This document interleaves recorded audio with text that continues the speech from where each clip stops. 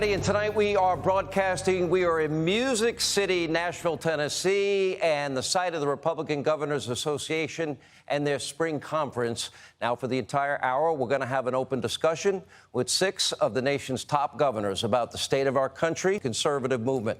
For me, it's simple. It's liberty, it is freedom, it is capitalism, our Constitution, including our First and Second Amendment, low taxes, limited government regulation, choice for our kids in school.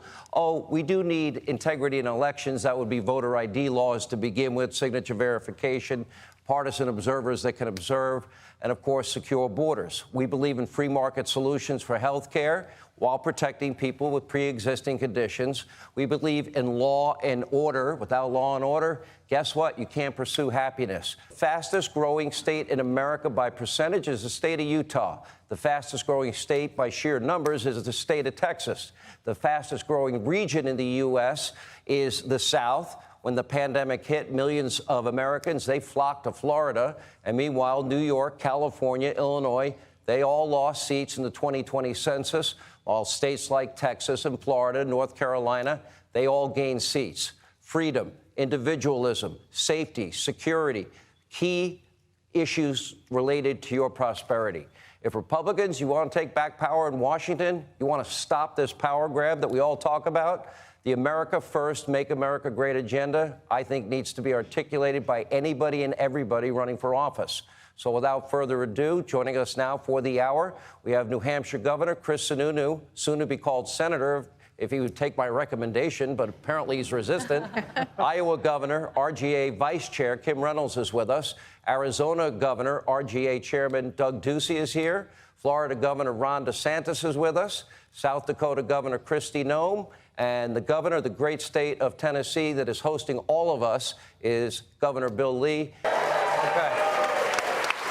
Now, with all of that said, if I'm going to be really blunt, forthright, and honest with you, I want to get the hell out of New York, and I want to see which of you is going to offer me the best deal. Because I'm sure you can. Oh, you're jumping in right away. Sean, you and I have talked about this. I have my DMV on standby. You will get a driver's license minute. We'll register you to vote. This will happen very quickly. Well, you just need to pull the trigger. All right, now, we've been talking about this for years. I've owned property for 15 years. But I also like Mount Rushmore, yes. And I also like country music. You are here. And I want to be an Iowa farmer. The only one who might lose out here is Arizona Governor, because that dry heat thing is pretty awful in the summer. And so we have this mass migration from big blue states with high taxes, burdensome regulation, draconian shutdowns, and then we have the Republican governors that have very different models. Let's talk about it generally. Yeah. Well, our model you can see out on Broadway. It's open. Our businesses are open. People are going to restaurants. They're going to bars. There aren't any masks. This pandemic has been quite a distraction to all of America, for sure, to say the least. But the health crisis is over. The emergency is over. We have fully opened up and are moving our state forward. And the reason that we're doing that is because we follow the science. And, you know, the left likes to say, follow the science until they don't. Yeah. You can't follow the vaccinated Joe. I mean, you with can't the say vaccinated follow the Jill, science. Outdoors, socially distanced, walking into Jimmy Carter's house with a mask on, then taking it off in front of the old people. You can't. That was brilliant. You can't say follow the science and keep kids out of school. Right. And you can't say follow the science and wear a mask after you're vaccinated, or you certainly can't put COVID patients back into nursing homes if you follow the science. Thank you. Right. None of you did that. No. Thank you for having enough sense.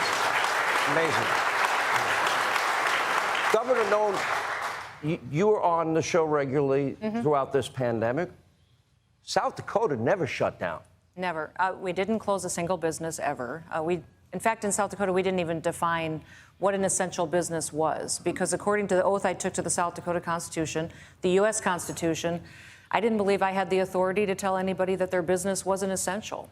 I told my people I would trust them and that I was going to let them use personal responsibility to take care of their families, but keep their doors open, provide for their employees and their customers. And the people of South Dakota, appreciated it. We never issued a shelter in place, didn't mandate any masks or anything. And today we have the fastest growing GDP in the fourth quarter at 9.9% in the country. Our unemployment's 2.8%. We have the least amount of jobs lost, businesses closed, hours lost, wages lost from any employee in the country. And so what we did is we used conservative principles that we all talk about all the time. We've talked about them for years. We did them.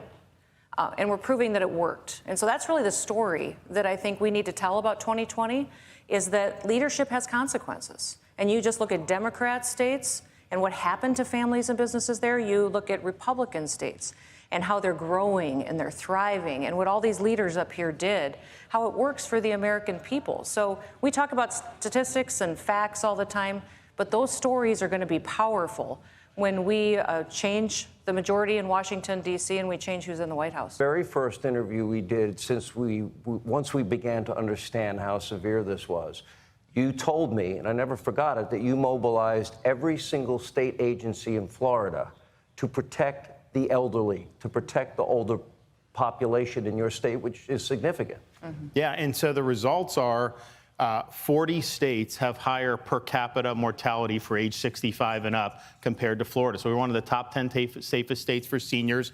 We prioritize our seniors for vaccination. CDC was saying do equity and political considerations. I said, no way.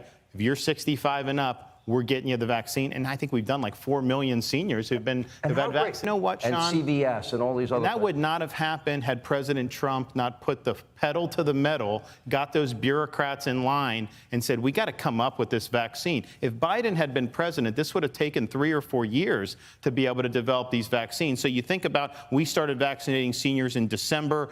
We hit 1 million seniors in January, 2 million February. I mean, those are lives that were saved as a result of that presidential leadership. Well, I think the mistakes were made in New York, in New Jersey, in Pennsylvania, in Michigan, and California. How is it they got everything so wrong? And nobody got it perfect because it was imperfect. Yeah, we were writing the playbook, right? Every governor had to write their own playbook based on their dynamics, based on what we're seeing. New Hampshire's a little different because in New England, we have all these states that are really tight together. We're almost like counties in Florida almost. So we had to work together as governors for the most part. And we did have to contend with New York, and even Boston was in tough shape. And we're kind of in the middle. So obviously, the live free or die state, we without a doubt led the charge on the flexibility, the opportunity, and now the economy, right? As Governor Noem points out, 2.8%. I think we have 2.77% unemployment. I don't know. Come on. The math is changing back and forth. We may be a little This is great. We have a show about the break after. I like that. But every governor had to write the playbook and it was about balance. I think one of the key issues that governors did very well is you had to earn public trust in the crisis early on. And you do that with transparency and with communication. And when you do that and you earn that public trust, as we're coming out of it, they trust you to make the right decisions coming out of it.